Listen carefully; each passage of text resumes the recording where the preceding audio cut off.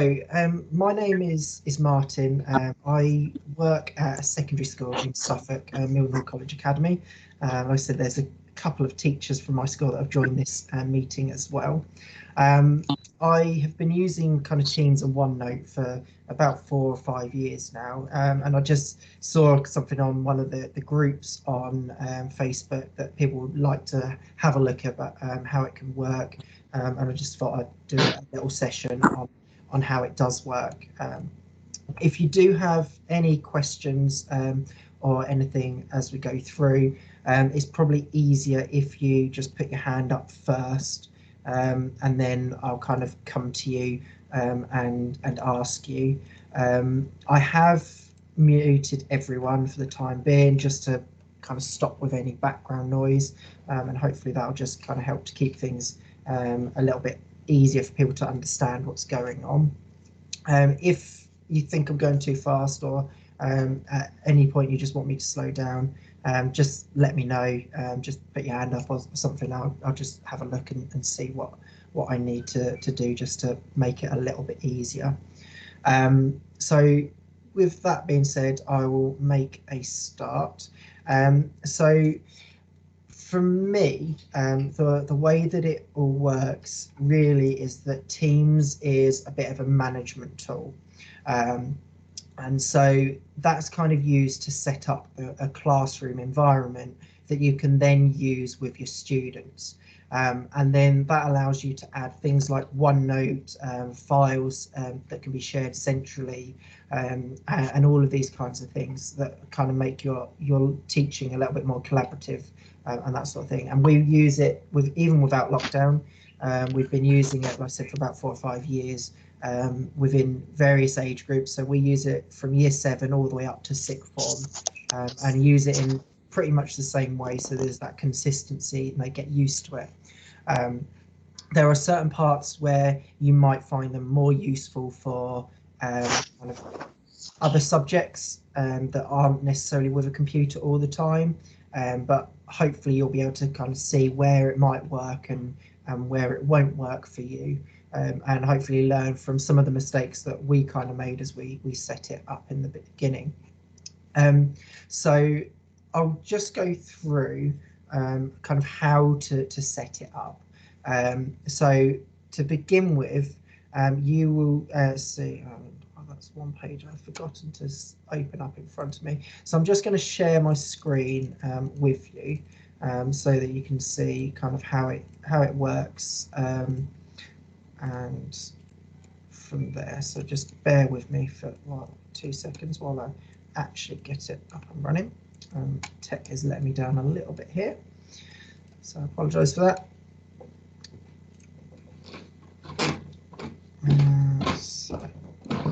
So what you've got, so this is my Office 365 for our school, and within there you will have a Teams area. It does depend on the license that your school has, but I think Teams is on most licenses, but they're just some tools that you can't have access to, and you'll just have to investigate that within your school. There's a browser option, which I tend not to use, mainly because it doesn't have all of the latest updates, and it doesn't have a lot of the kind of features that you might find useful. So once you are in your team, I would always download the team as app, and use the desktop Teams app, and that's what I'm using at the moment. And the desktop Teams app has a number of different areas that you can use, and it's got these different features within it, and some of those obviously I'll go through. So the idea is that you have a team set up. The way that we do it is we have a different team for every single class, and there is a Sims link that can be brought into, that allows you to automatically create teams from Sims, and the teams will be updated as students leave and come back and move between groups, which is quite useful. I'm just going to go through a few of the bits that obviously setting up wise, there is a lot more than kind of what we can probably cover in an evening, but hopefully these will be some of the most useful tools. So once we're in here, the first thing really is to join or create a team. There are two different views, so I prefer the list view down the left hand side, but the default seems to be this grid view these days. And you can change the view with the little cog if you like to. So I'm just going to go back to the list view. So with this, you have got the ability to join or create a team down the bottom left, or it'll be top right if you've got the other view. You can allow students to join a team with a code. I would probably recommend not doing that when you possibly can, because it obviously is then down to the students whether they join it or not, and they can share the code around, and then lots of people can join it. So I'd probably guard against doing that one if you can. When you choose to create a team, there's 4 different options. We really use 2 of them. The staff one when we're creating a faculty team, and then the class one if we want to create it for a class. So I'm just going to go through the class one, and the staff one is basically the same, but everyone has the same kind of access rights. You go through, create a name for your team. So I'm just going to call it training. What you can do is if you've got previous teams set up, you can use those as a template, so you don't have to keep kind of setting things up all in the same way and repeating tasks. If you've got one that you've set up well, you can use that one to go through. I'm not going to use that because I haven't really got any that I kind of want to show in here. So we can then go to next, and then that sets up. Here is where you can add in students and teachers, and you need to add them in separately. Because students only have certain privileges, so they can't add other people, they can't add certain sections and that sort of thing. So make sure that you kind of add teachers as teachers and students as students. You can go through and type individual students separately, or you can create groups, and you can then assign those groups instead, so you don't have to do one kid at a time. You can add those kids to a group, and that's where the Sims link is really good, because that creates the group for you, and then you can then use that group. So I'm just going to go through, and so within here we've got our groups, and that will then add in a certain number of kids. So when I go through, it will then ask me if I want to add them. I'm not going to for this one, and then I can then click done. For this one, I'm just going to click skip though, because I'm not going to add anyone to it. Oh, I tell you what, no, I'm going to lie. I'm going to add in a test account. So I can add that student, and then it will list all of my students. And this is then the team's environment that the students will see. So the students will see an area where they can add messages, so they can use this. This can be turned on and off, and I'll show you how to do that in a second. There is a file section, which is where they can access kind of central files. And there is a class notebook section that I find really useful. And that's the bit that is kind of one of the most useful areas, I think. There is also an assignments bit, which is useful for certain topics, and I'll kind of go through that in a moment. So there's lots and lots of different kind of areas and kind of sections to it, and I think a lot of it just comes down to joining what you think works for you, and I'll kind of show those different areas as we go through. To set up a class notebook, you just go into the class notebook section. add in a setup notebook class. Again, you can use existing ones. I'm just going to do a blank one. Then we just click next, and then you set up the sections for a student. So each student in this example would have handouts, class notes, homework and quizzes. You can delete some of these, you can add more, you can set it up however you want to. And so as you kind of work out kind of what works and what doesn't work for you, you'll be able to see kind of what's going on. And I'll kind of show in a second the way that we've got it set up. So I'm going to move on to the OneNote side of things now. And this is the bit that I find the most useful. Can I just ask a question? Of course you can. Sorry, the student name where it says there, will that be filled in automatically for all the students? Yes, yep. So it uses the student names that you've populated for the team, and every student gets their own area. Thank you. Okay. So I'm just okay. So this is an example notebook that I've set up. And I'm just going to go back up to the main bit. So when a student opens up the notebook for the first time, this is the welcome that they will get. You can customize this. So what you have is sections and then pages, if you like. So section is almost like a notebook area, and then you can have within that notebook area kind of different pages that have got the content on there. So we've got a welcome section, and then there's a welcome to class notebook page, and then there's a frequently asked questions notebook page as well. And this is kind of an introduction section. I don't know if someone could just turn their microphone off. Just to make it a little bit easier.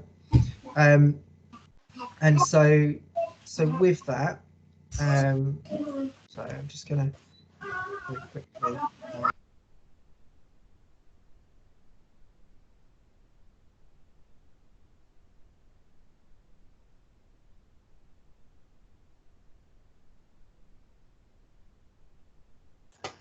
You're muted, Martin. I'm muting the wrong person. Thank you for letting me know. So I use this bit for important information. So things like exam dates and that sort of thing, anything I want to grab their attention to, because every time they load OneNote, this is where they kind of come to. There's then three kind of other areas. A collaboration space where students and teachers can edit. And so they can add bits on, and you can kind of set up a structure there where you add something on there and the students can add their own ideas, and you can get them to create mind maps or just work on things all at the same time. And they can write on the page and do whatever they want to. There is a content library, and the content library is where I put the work. So the teacher's work will go, and this is the teacher's copies. So it's read only. For students, but you obviously can write to it. And then this is where the lessons can be shared from. And with that, you can have different sections. So the way that I've found useful to set up is by having a section for each unit that we do. So I'm a computer science background, so we do kind of a component 1, component 2, and so on. And so that's how I found it easiest for me to set mine up. The student side of thing is a little bit different. So you could do it different subjects, different topics, however you really want to. The student side of things, so here's an example, so my ICT student. And within here, sorry, Martin, yep. Your screen isn't being shared. Is it not being shared? I can't see the screen. Okay, just I can see a screen. I'm just going to unshare it and then reshare it again, just to make sure. Has that helped? Yeah, perfect. There we go. So with this one, this is how I set it up for the students. Initially, we did things like just having all of their classwork all in one place, and we didn't have some of the sections. And so we have a section where they can put their assessments so that we can keep track of those easily, and the students can access those really quickly. We have a section where they can do homework, because OneNote and all of this is online, they can access it at home and at school and that sort of thing. I've got a section for programming help, which is probably not useful for a lot of you lot. I don't know what kinds of backgrounds people are in, but that's kind of more of a specific one. I create a revision one, so when we get onto kind of revision bits, if there's something useful, I'll just share that there as kind of a quick, here's a video that you can watch for this and that sort of thing, that you can then use. And then I've split it up into year groups. So when they're in year 9, they're going to add, I'll add work to the year 9 section, year 10 to the year 10 section, year 11 to the year 11 section. And the main bit thinking behind that one was, by the time you get to the end of 1 year, you have a whole list of pages. So we tend to do a page per lesson. Sometimes a page might stretch maybe 2 or 3 lessons. But even if you're doing that, you're talking kind of a minimum of kind of 30 odd pages, depending on how many times a week you see them. You might have a lot more, and so they've got hundreds of pages that they could have, and if you do that over each year, it kind of makes it a little bit more difficult for them to track. So that's one of the mistakes that we made initially with this. So we've found splitting up by year group is really useful. They can then use the same class notebook as they go through, and they've got a track of all of their work for those 3 years if it's GCSE, and we're working towards one where they have all of their work even from year 7 up to year kind of 13 by the time that they're finished, so that all of their work is in one place and they can kind of use anything that they need as they go forward. When it comes to setting the work and sharing the work, it's really, really useful. What you'll notice is I'm using the 2016 version of OneNote, which generally I find a lot easier to use. The other version of OneNote is the one that you can access if you are on online, and it's virtually the same. The bits are in the same contents there, and you can swap between the two, and I frequently do.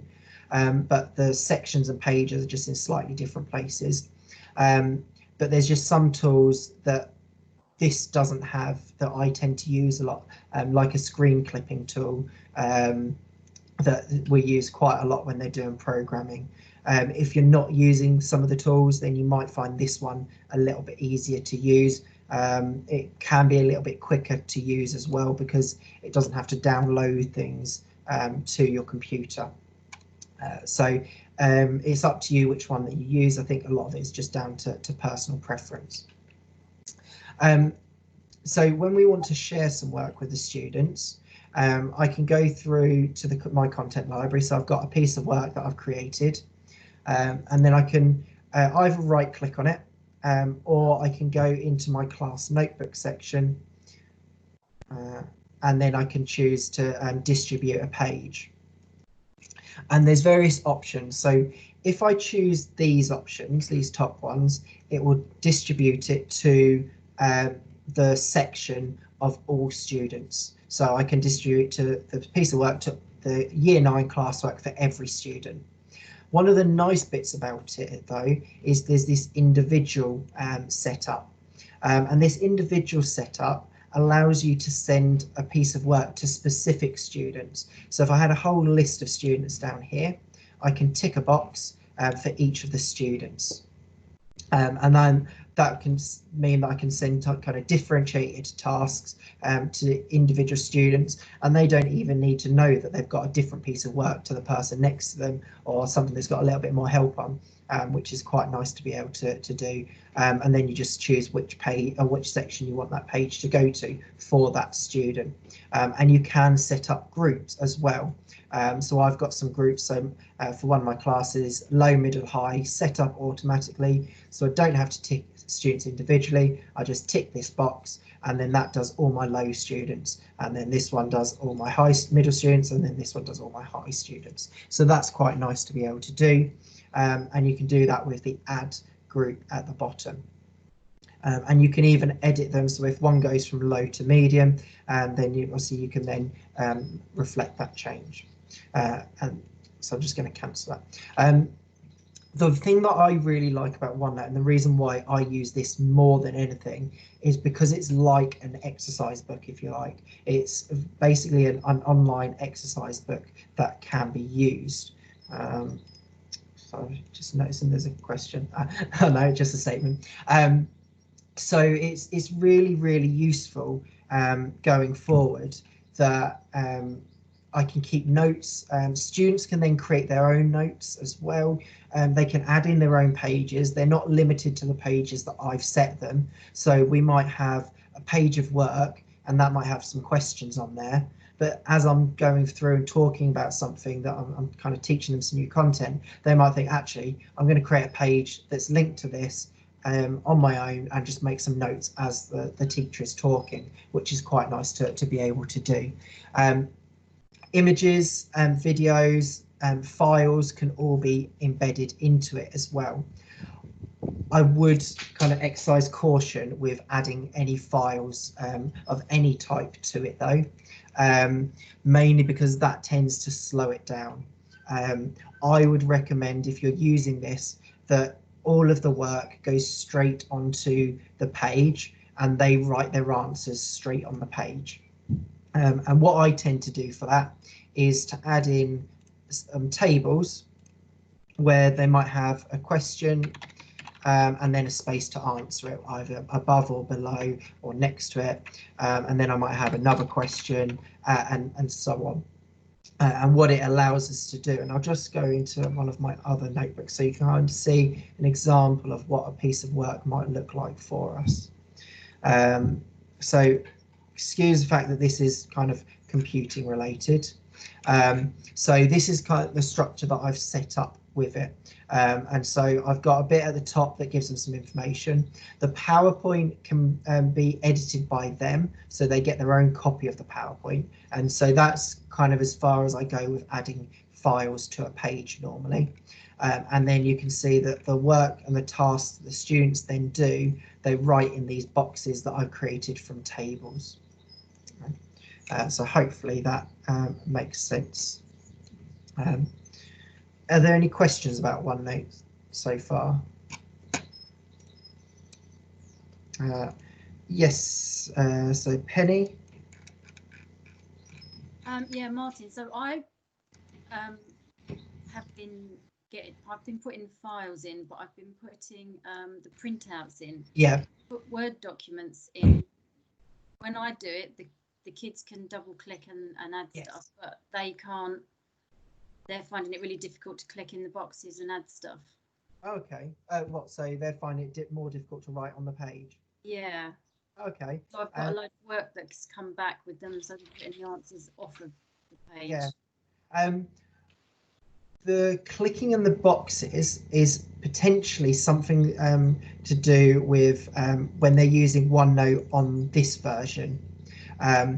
Sometimes when they try and open up the OneNote kind of their work from OneNote online, it opens it in read-only mode, and they have to physically click a button to turn it into kind of edit mode.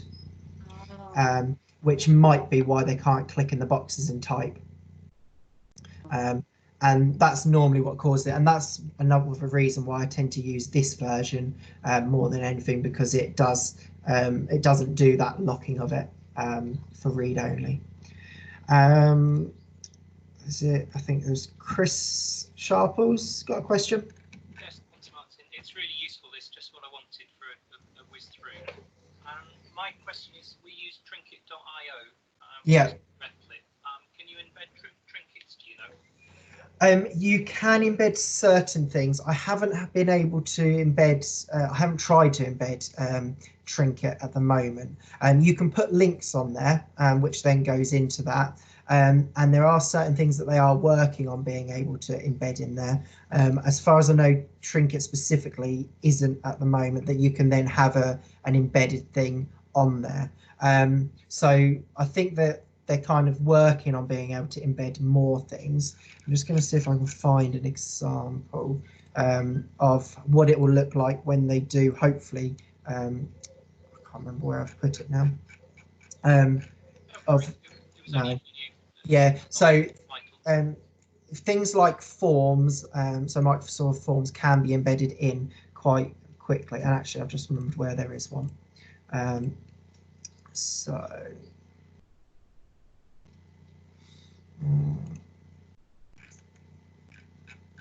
No, it's not there.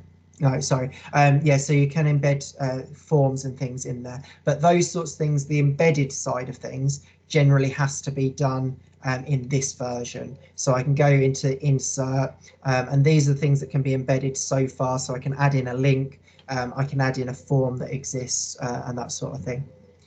Thank you. Okay. Are there any other questions before I go through?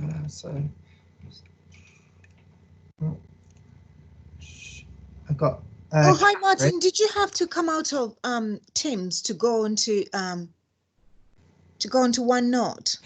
So you can use OneNote within Teams as well. I generally wouldn't kind of recommend it because it's quite small, and I'll show you that now. So within, so if I use OneNote within Teams, go into my example one, so that you go into the class notebook, and then this is the class notebook, the same notebook that I had open. Obviously, if they've got a small screen, it works even kind of, it doesn't work very well, but they can access it straight from within Teams as well. So there's lots of different areas they can access it from. I tend to recommend OneNote being accessed as the standalone app though, but it works in exactly the same way. Thank you. Okay. Thank you. So a few more questions, just trying to work out who they are. Is that Robinson, Dot Robinson?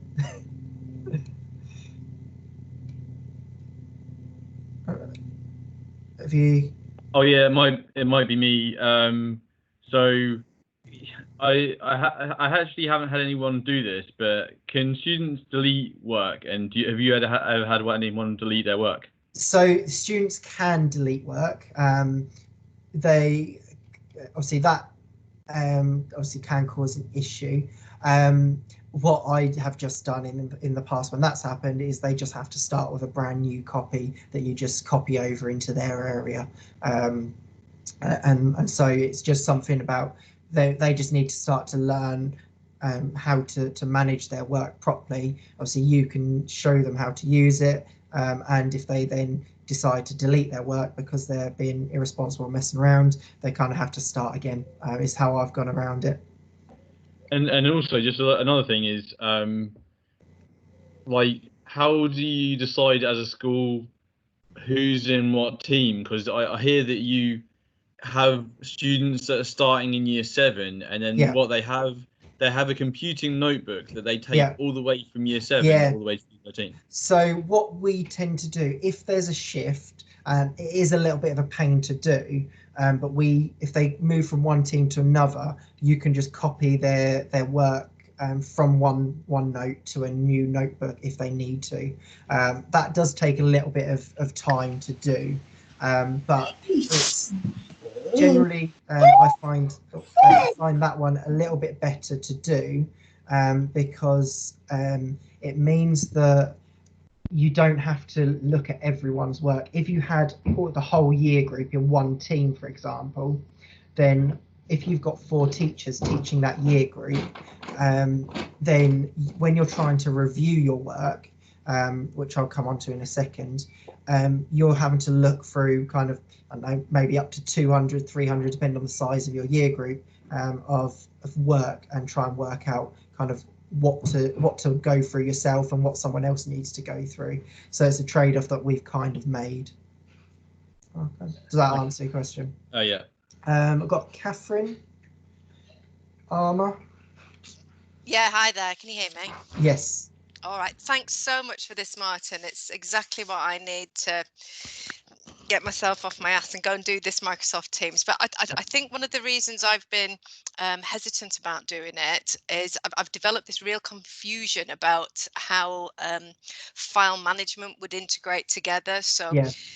Sharing files in Teams versus OneNote, Yeah. and how that integrates, and then how you manage that with central file organization, so you don't have lots of instances of files all over the place. So what we do is we have, so this one here, this is we create a template notebook, and so this is where we create the lessons, and then once we've created them, you can distribute them across different notebooks. There's a cross notebook distribution, but what I tend to do is just move a copy over into the content library of the class notebook. So into my A level, into, let's say, my current year 12 class, I'll move the copy of this page into theirs. So they've got a read-only copy in their content library that they can access if they need to, and that I can annotate on. So I can use OneNote as a whiteboard when I'm in a lesson, and I can write on it, I can type on it, I can do what I want with it. And they've got their own that kind of copy with the notes on it, but we've still got this kind of master copy that we've created initially. And that means that you can do it each year.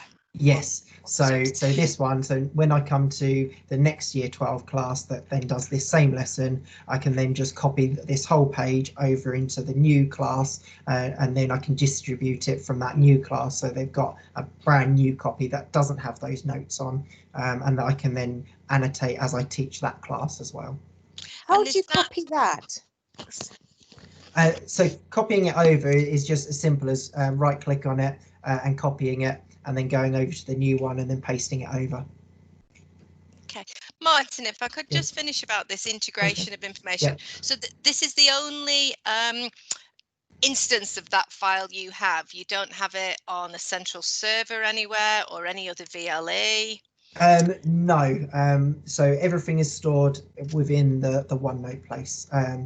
So we've got other files that we might use to help to create them, but we've now moved to a kind of a way of working where the lessons are put together on OneNote, and that's what we're using for the lessons. So you don't use SharePoint and point the files towards that at all? So you can, for some things, yes, but like I said, we tend not to use lots of extra files because it can slow things down a little bit.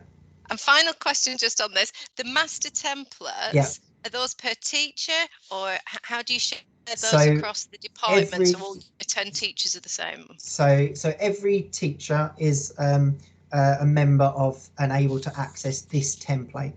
And so this is a central place that so we've got 3 teachers, all 3 teachers can access this notebook. They can create their own pages in there, they can adapt things to how they want to teach it and create their own versions if they want to, before they then move it over to another class, or they can take this as a kind of a basis, and then when they move it over to another class before they distribute it, make those changes.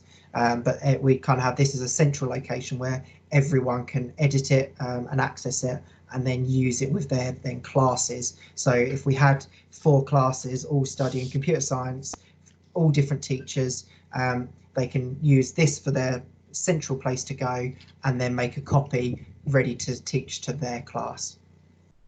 Marvellous. Well, I'm computing science as well, OCR, so if ever you feel the need to just share it, I've shared a lot, and I'll happily share things.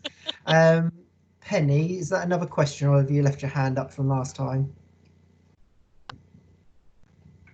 Sorry, that was me. I left it up. I forgot. Useless. Okay. One of the things that I did say I was going to go through a second ago was how you can then review the work easily. And this is one of my favourite bits about OneNote. So if I want to review student work, there's this nice little review student work button, and I can choose which section I want to review, and I can even do that cross notebook. So if I've got 4 year 7 classes, I can kind of look at all of their work all in one go. I'm just going to choose this one because obviously I've only got the one, and there's a piece of work in here, so I can go into that. And what that then allows me to do is to go through, and it does take a minute or two, and for each piece of work, I can open it, and then it will list all of the students for that piece of work. And then I can just click on that student and it takes me straight to their piece of work. And then I can click on another student and it takes me straight to their piece of work. And so it very quickly allows me to go through, leave some comments, and then move on to the next student, which I like compared to paper, because there's none of this faffing around with flicking through pages and on all that sort of thing, which is a really nice thing to do. In terms of kind of the OneNote side of things, that's kind of it, I think, for what I'm going to go through today. Catherine, is that another question from you, or is that just your hand up from last time? And so is it Robinson again? Sorry, I don't know your first name. It just comes up as Robinson. Oh yes, Ian Robinson. Yeah, sorry, it says I Robinson. Yeah, that's me. Yeah. So anyway, I was part of this other team's meeting the other day. I think it was like a free one that someone provides training on it, and they were saying that rather than us come up with the format of how things should look, it needs to kind of like be centrally done. Otherwise, you know, there could be different departments doing things in different ways, and it could easily spiral out of control. Because I know that my school's getting rid of their VLE to replace it completely with Teams, and I know that my network manager's got a good idea, but he needs to like be the person that has the say or work with us to model what this is going to be like. And of course, it's new to it. It's kind of it's a little bit new to me, but it's more new to everyone else. So I think as a word of warning to everyone, like it's something. I mean, you've been through a few revisions yourself, right? Yeah. So oh, definitely. I mean, we've done about 4 or 5 different revisions of how it works, and these are the ones that I share, and I say, look, this is what you should be looking to try and do. And I definitely agree that having one template and one idea of how you want it working, and then sharing that with other people is the best way forward. Agreeing something of this is the format that we're going to use will obviously help the students, but it also help you as staff as well. I've got K-Pang. Sorry, again, there's no first name. That's okay. It's Kyan. Hi, Martin. I'm interested in using rubrics to do the assessments. I'm going to go through that in a second. Oh, okay. That is on to go through later. But yeah, it's something that I'm looking into as well. So it's not something I'm an expert at yet, but it does look really exciting. Okay, thank you. So no worries. Yeah, so that is on my to-do list, so don't worry about that one. Miss Powell. Yeah. Hi everyone. I'm just wondering, have you stopped using the assignments feature in Teams? It's something that we don't tend to use a lot, but it's something that I'm going to be starting to use a lot more, and that kind of links with the rubrics thing that was just brought up. And I'm going to go through the assignments part and where I think that works best. Because we've done it kind of the other way around. We've done assignments first, and we've not done notebooks. So So we use. So I started off with the assignments route, went to OneNote, and now I'm going to look to kind of use a hybrid, which I'm going to talk about in a moment or two. Okay, thank you. Mr. Jones. Very Hello. formal. Yes. Cheers. So it was just a question around the template bit that you mentioned earlier on. Is that a template for a notebook or a template for a team that you were discussing? So that confused me a little bit. So I think the template for the team is, I think it is useful to have an idea of how you're going to set up the teams.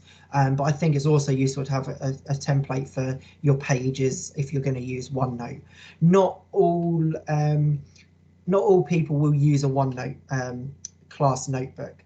I think from my point of view, I would where you've got access to computers a lot, that's where OneNote comes into its own. if they're only using OneNote from time to time or using their computers from time to time, I think potentially that's where the assignments route tends to kind of come out on top. And that's, I think, where that will lead on to the next part that we go through. That's brilliant. Thank you very much. So so I've just got someone that's on the chat that's put a question about the difference between OneNote and Notebook. It's basically the same thing. It's called Class Notebook when you do it as a class, but the software is OneNote that you use. So I kind of use them interchangeably. So with the next part, so I'm just going to go through and look at the assignment section. So with the assignment section, this is the kind of bits that I'm starting to look into a little bit more.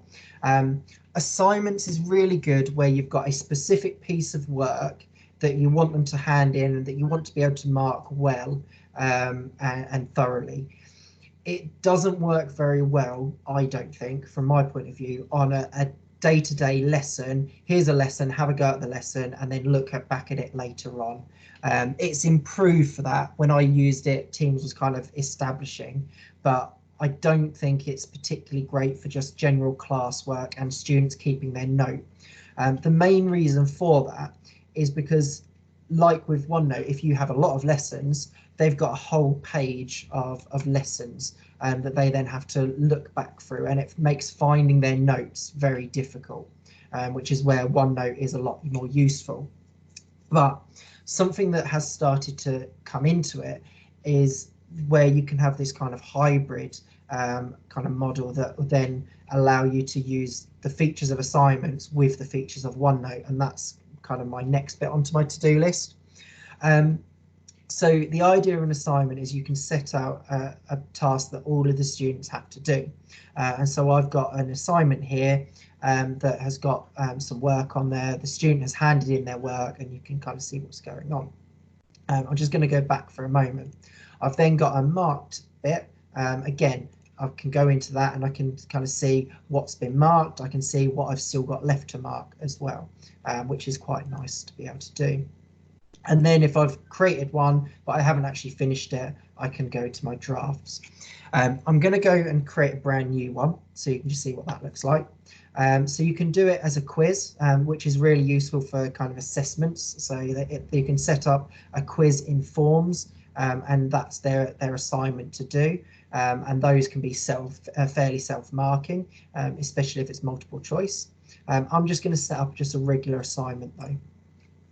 And this is where you can set up just a piece of work they need to do, they need to hand in at a certain point. And so you can create a title and you can give them their instructions, and then you can give them some resources. And those resources can be anything. So it can link to your OneDrive, it can link to a file from your computer. And the bit that I'm now going to be looking into is that you can actually assign pages from Class Notebook. And that will then distribute the page for you, so you don't have to do that distribution section. So I can go into the content library, I can find the page I want to distribute, and when I attach that and distribute it, it automatically creates the page in OneNote. So you've got this kind of joining together of these two tools that should make things a lot more powerful. And the page that we had in OneNote earlier on, I did distribute using the Teams model. So this one we saw earlier. We had a question about the rubrics, and the rubrics are actually a really fascinating tool to help mark things. And if anyone does something like the Cambridge Nationals or BTEC things, I think that it has a possibility of being really, really powerful. And I'll kind of show you why in a second when I've got an example. A rubric allows you to create kind of some descriptors that you can then just click on, and it will then generate a mark for you. And I'll show you how it works. I'm going to go into one I've already set up, a kind of one I did earlier in a moment. There's various settings that you can do. So again, you can set it to just specific students. You can change it so that students that are assigned to the class later on get assigned the work as well, so they can catch up. You can do things like changing the hand-in date, changing whether they're allowed to hand it in late, which is really useful for things like BTEC, which I know there's really strict guidelines on whether they can hand it in late and that sort of thing. And so it's really powerful. So I'm just going to discard this one, and I'm going to go into one I did earlier. And so I'm just going to edit this one. So this is where what I've created is some instructions on what they do. I've added in a blank Word document. So just blank Word document that they can write their answer onto. Alternatively, you could tell them to create the document and upload it. That's fine. The question that I've set them is out of 8 marks. And then I've added and I've created this rubric. And the idea of this rubric is that I've said there's 3 different ways I'm going to mark it. They're all weighted equally. And I've got a number of factors. I've got a use of examples, and I've got a balanced argument. And then I can then say, right, this is what I'm saying for high, this is what I'm saying for mid, this is what I'm saying for low. And you can have as many of these kind of grade boundaries, if you like, as you want to. For OCR, GCSE Computer Science, it tends to be 3. And so that's what I've set up. And so the idea of this is that when I then go through to mark the work, and I'm just going to go back now. So I'm just going to go onto here to mark the work. I can then open up the rubric as I've got the work open. And I can then say, well, at the moment, they've hit the low for these ones. They haven't actually hit anything for this point. But then I can actually say, well, they might have improved it, or I can just click on it. And as I go through, the total number of marks goes through and goes up. And it really quickly can change the marks and do things. It's not 100% accurate. There's certain bits where you might not necessarily agree with the number of marks, and you can change it if you want to. But it does speed up marking. You can go through and say, right, they've hit high there, mid there, and mid there. Yeah, I'm happy with a 6 out of 8 for that one. Or actually, I might only give that a 5 out of 8. And you can kind of change that once you've done it. So I'll just click done. And then I can say, well, actually, yeah, I'm going to change that to a 5 because I'm not happy with it. The work can then be returned to the students so they can then make some improvements on it, and they can hand it in again, and so you can have this kind of dialogue, and you can do that as many times as you want to. In terms of setting up those rubrics, it's so I'm just going to do a blank one. So a new rubric, and this is the bit that's a little bit confusing and complicated, and this is where it took me a little bit of a little while to get my head around it. So I'm going to set it up with a number of points. I'm just going to give it a title, and that means I can reuse it later on. So I can use that same rubric later on with another class and with another assignment if I need to. I can add in a description just to make it a little bit clearer. In here, this is where the headings for the section. So I'm just going to do mark section 1. So this would be where I might have had the balance argument. And then these are the different kind of areas. So I'm just going to delete one of these. And then in here, this is where I put my high, mid, and then low. And then what you need to do with this one is say what is the maximum mark that they can get with this particular area. So this one will be the 8, this one will be the 5, and then this one will be the 2. So that you just put the maximum mark in there for that particular section. And then you can add in another one. So if there's a separate section you're going to mark them on as well, you can do that, and then a final one. And you can change the weight distribution. So it might be this one has more weighting than some of the bottom ones. The way that kind of I do it is I just have it as a balanced one, so that it's kind of equal weighting. And then you just attach it. So I'm just going to click yes. and that's where you get it set up as I had it earlier. When the students see the work, so this is the same one that we've had. So this is a bit of work that's been returned. They've got their work that they've edited, and they can go through, they can have a look through the feedback that I've given them. So I've just got to change to edit. Then they can make an improvement in here.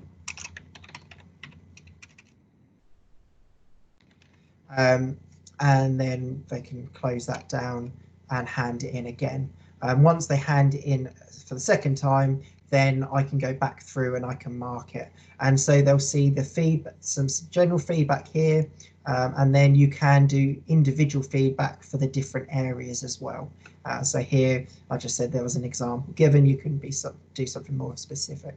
And so they kind of got this area which they can then kind of use and reuse. And one of the good things about kind of the Microsoft tools is these immersive reader features, where it kind of simplifies the page for them and allows them to play the text and not just have to read the text. With the just go back through. With the ones where I've set it from OneNote or set a page on OneNote, if I go into here, it will go straight to that OneNote page initially, and I can go through and change the students and so on as I want to go through and mark it, and I can give them some feedback here. I can give them some feedback and type on the page as well if I want to, but it takes me straight to that page. And so if I put some feedback here, I can then go through back onto OneNote. I'm not sure how instant it will be. Hopefully it'll catch up in a moment or two. It might be a little bit slow with the network, but once I've kind of marked it, I can return it back to the student. Obviously they've got their feedback on there. Yeah, so it is being a little bit slow, but when the network is playing well, that is a live system. When you write on the page, there we go, it's generally loading and kind of live as it's going through. And I think that's where OneNote and Teams has the capability of being really powerful. You've got the flexibility that OneNote offers, that they can kind of make notes, they can do what they want and do all these bits and pieces with it. But you've also got that structure that you can go through and you can mark pages quite easily. And then you can start to use some of the analysis tools that you can look at later on to kind of see how students are engaging and that sort of thing. And I think that's kind of where there is a really good kind of link. And what you can also do is see the grade. So when there's work and where there's work that's marked, you can see what you've given each student.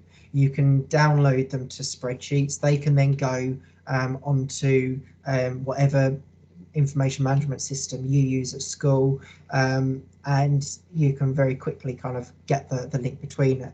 And there are links between Teams and some of the management systems available, but they can be a little bit of a pain to set up. We haven't actually got those set up at the moment, and that's another thing that's kind of what I'm looking to go through. I know it's a whistle to stop tour really, but I think that's a lot of what I had planned to go through. I can see there's a few hands that have gone up, so we'll just work through those. So we've got Ian Robinson again. Yeah, hi. So what's the real difference then between the way you use marked work within OneNote and assignments within Teams? Do you generally use assignments for sort of like end of unit tests, or is it flagstone pieces of work? Or yes, I think generally you'd use the assignments. Well, initially I used assignments for anything where it was a specific bit of work that I was going to mark and it was going to be kind of a major assessed bit of work. I haven't used it too much recently. We've just put everything onto OneNote, but kind of going forward, I think I'm going to start to distribute everything on as an assignment on Teams, which then students will then get notifications on their phone when it's been set and those sorts of things. And then the class note pages can be set as assignments as they go through.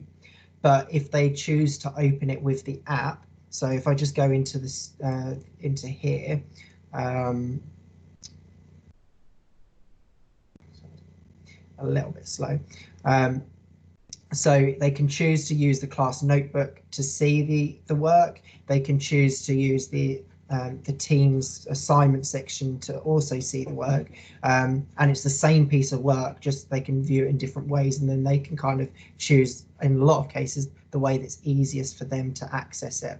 And then you have kind of an overview that you can watch and look at through OneNote, which allows you to have that flexibility of just jumping from one place to another, especially for students when it comes to revision. But it also has that kind of really key structure that means that if there's a piece of work that you want to do as an assessed piece of work, it then automatically generates within Teams the grades that you can then use and download and use as you want to. Does that answer your question? Yeah, and also, do you ever make use of the Microsoft Forms for quizzes? Yes, so we're moving a lot of our quizzes over to Microsoft Forms, and those can be embedded straight into a OneNote page, or they can be embedded as an assignment on, obviously, when you create an assignment using the quiz. Great, thanks. Okay. Next question. I think was it Kai? Did you say your name was? Sorry. Pang. Sorry. Hi, yeah, it's Kyan. Hello. Kyan, sorry. Sorry, going back to the rubrics, sorry, thank you for showing us that. Unfortunately, my students don't have access to Teams, so we only use OneNote. Yes. Is there a way for them to use the rubrics, or is it that they just can't view it? I think you can use it. So for when you do your marking by setting it up. I don't know. I don't know that you can. I don't think you can access the rubrics as a link to a OneNote page without the Teams bit. So as far as I know. See it. Okay. Thank you. So they won't see it. I mean, there's nothing to stop you having a screenshot of this is what you're being marked against, and then they can have a look at it, but they won't necessarily obviously see that feedback as they go through. So what I would say is when you do your marking using the rubrics so that you can have that score that can be used for analysis, you could put your feedback straight onto the OneNote page, so that's where they can see it if they can't use Teams. Thank you. No worries. Kay? Hi.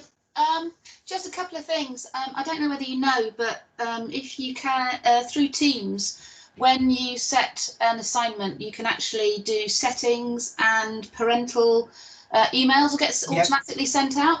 It might be worth mentioning to people. Yeah, that's not actually a feature that I had looked at before. Manage Teams.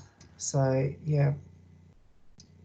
I don't know whether we've got it set up. It might be something that you have to do. Like I said, it's so I'm just going to. I'm just going to. If you go settings there. Yeah. So. Yeah. You see, you haven't got it. Okay, so you can set it. Yeah. It automatically sends out emails to parents to let them know that an assignment has been set. Insights you can add at the top. Yeah. Which actually shows you how much students have engaged in their learning over the last week and stuff like that. It's really, really useful. Yeah. And I just wondered whether you had found a cure for the problem where students decide that they're going to click the submit button but have not actually done the work.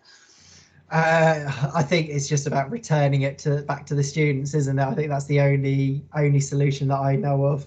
Yeah, we've been using assignments for all. Work, so all our work is set on during lockdown, and we get the pastoral team get a report So of all the kids that haven't actually done the work from the submit button, that goes out to parents on a Saturday morning, so they know exactly what's happened. But of course, the kids are really wise to it, and it doesn't matter. Just put feedback. Your work isn't here. That is potentially something to feed back to Microsoft with their analytics. They are doing a lot on their analytics at the moment. But what I have found with Microsoft is they are really responsive. If you've got some feedback of this should work, once it gets to a certain number of people that actually agree with you, they're quite good at actually implementing it. I know at the very beginning there were a couple of features that I requested and they were implemented within a few weeks. Sometimes it takes a lot longer than that, and a lot of the time now, I think, especially with a lot of the other things going on, it probably will take a lot longer, but they are really responsive. It's just really nice to be able to unsubmit it for them. Yeah. No, Okay, I think that's what it needs. I've got Neil Dickinson, that is, question. Yeah, hello Martin. Yeah, thanks for doing this. This is absolutely fantastic.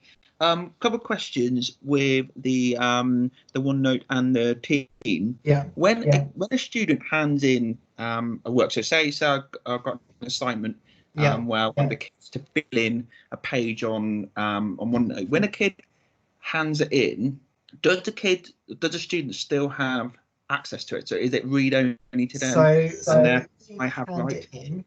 So if I just go back to that example that I've been using, I'll show you. So from the kids' point of view, so they've handed in, I don't know, it's been, this is where Edge is a pain, but to get it working, I have to set up in 2 different web browsers. Yeah, I just wanted to know if you knew. Yeah, so I believe until you return it to them, they can't do anything with it. But I just want to double check and just show that it's been a pain. So yeah, once it's been handed in, it should be read only for them until you hand it back to them, and they won't see your feedback until you've clicked the return button to give it back to them. Right. They can actually withdraw their submission. So they can actually unsubmit it. So they can edit it. Okay. Okay. There you go. Oh, sorry. Yes. Yeah. So basically, once you've returned the work back to them, they can then edit it. How many times is there like a restriction on how? As far as I know, there's no restriction. You can do that as many times as you want to. Okay. And what about the deadline on it? So what if it goes past the deadline? Can they still? So that depends on whether you've allowed a late hand-in or not. If you don't allow a late hand-in, they won't be able to hand it in past that date, but you can then still return and have that dialogue after the late deadline. Yeah. Okay. Thank you, Martin. Yeah, appreciate it. Hi Martin, it's Elizabeth. Can you please show me the analysis, because I haven't seen that quite well, whereby how many students have actually gone on to have used Teams. So the analysis bit, so if I go into the team and go to the settings on manage team, then it's just the analytics, and they are doing some work on having some more in-depth analysis as well, and this kind of goes through and shows kind of what's been going on. Okay, brilliant, thank you. Who have I got next? Sorry, just trying to work through a list, so it's no preference on anyone. I've got Mr. Jones again. Yeah, hi. So just going back to the Word document where you kind of gave them feedback, then sent it back to them. Yeah.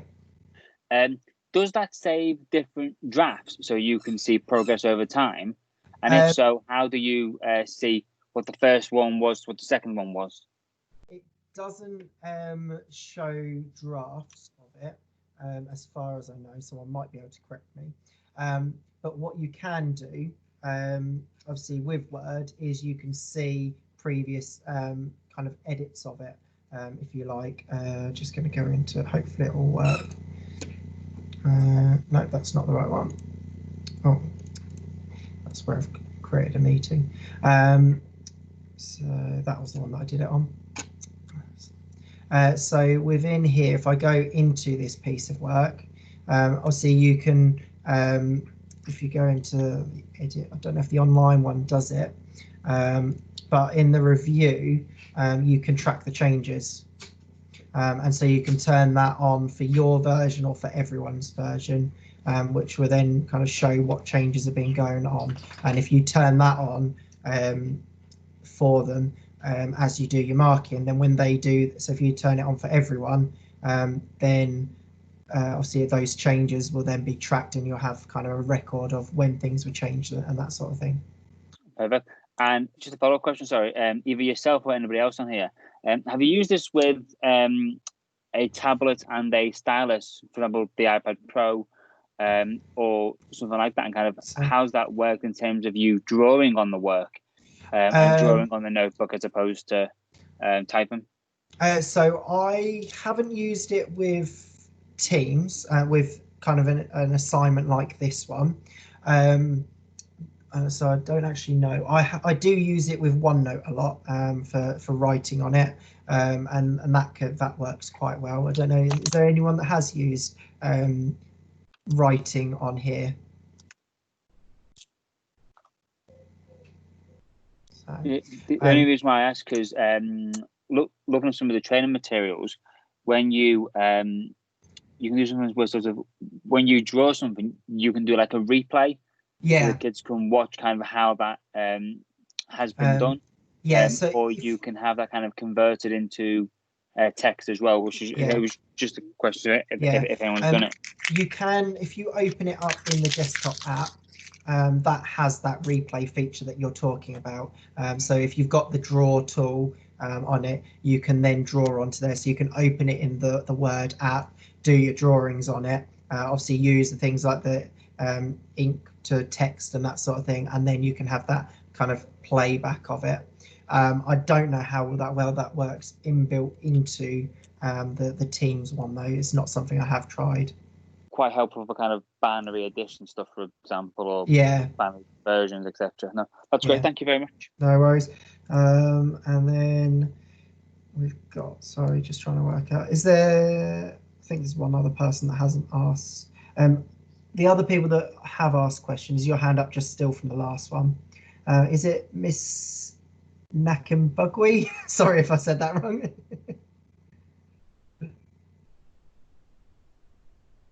Oh, no. Brilliant. So is there anyone that's got a question that I've missed at all? I've just spotted one in here about setting OneNote book up first and then to Team, or do this within Teams. So I set up the Teams first and then add the class notebook onto Teams, and then you can open it up from the OneNote app and you can open it up from Teams itself. Sorry, Martin, it's Sarah. Can you hear me? Sorry, yes, I asked can, that. So can you just say that again? So you set up the team in Teams. So you set up the team. Yeah. Then you create the OneNote, the class notebook within Teams. Yeah. And then you can access that one notebook through Teams itself or through the OneNote app.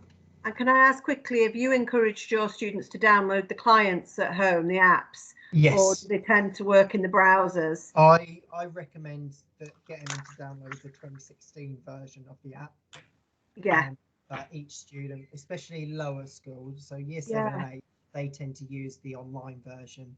Because and get stuck on things like read only. Okay. Yeah. Thanks. Sorry, can I just ask a follow-up question based on what you did before? So if you're creating your class notebook from Teams, so create a team, then create a class notebook. But you mentioned earlier about having a master kind of template. Yeah. I'm guessing that is a separate notebook, which then you keep and then feed into everything else. So that's created independently of a team, independently of a class. Well, to allow access easily, I set it up as a team itself. That is then just a hidden team, because then that allows me to allow extra staff to access it a lot easier. You can manage it through OneNote, So you can kind of share them and do that sort of thing. I just find kind of Teams the much easier way of sharing things. And was that a class or a staff team? Just as a staff team. Okay, perfect, thank you. Okay. Got a question that's just come from about using a Surface Pro. I do have a kind of Surface Pro type thing that I use kind of with kind of OneNote and that sort of thing. But a lot of the time I do kind of my handwritten stuff when I'm in front of the class on a whiteboard, interactive whiteboard onto OneNote directly, and both ways work really well. Hopefully that answers your question. Has anyone else got anything at all?